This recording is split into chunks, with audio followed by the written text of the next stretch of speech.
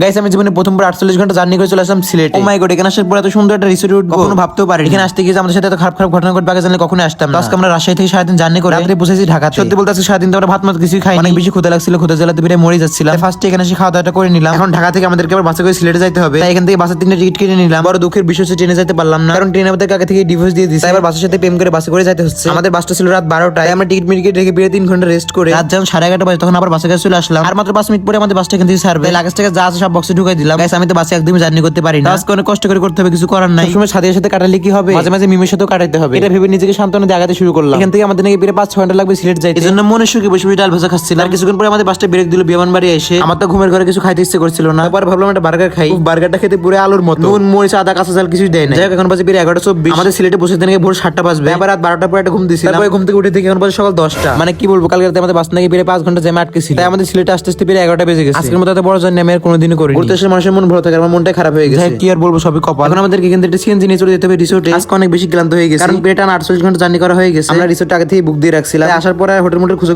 করতে হয়নি। আর এই যে দেখো ফাইনালি আমরা আমাদের রুমে চলে আসলাম। আসার পর রুমটা দেখতে আমি অনেক কষ্ট পেয়ে গেছি। এত সুন্দর রুম, এখানে যদি আমরা সাদিয়াকে নিয়ে আসতে পারতাম বিষয়টা কেমন জানি জমে যেত না। বলো ব্যাপার না, সাদিয়াকে লাগবে না, কেননা রাত্রে আমাদের মুভি দেখার জন্য টিভিও দিয়ে দিয়েছে। এদিকে আমার ভিডিও করার জন্য আয়না তো আছে, এটা দেখতে হবে না, এটা তোমরা সবসময় ব্যবহার করো। সবকিছু দেখলে মোটামুটি আমার কাছে রুমটা ভালোই লাগছে। এখন আর ভিডিও করা সম্ভব না, ঘুম দিবে কালকে সকাল।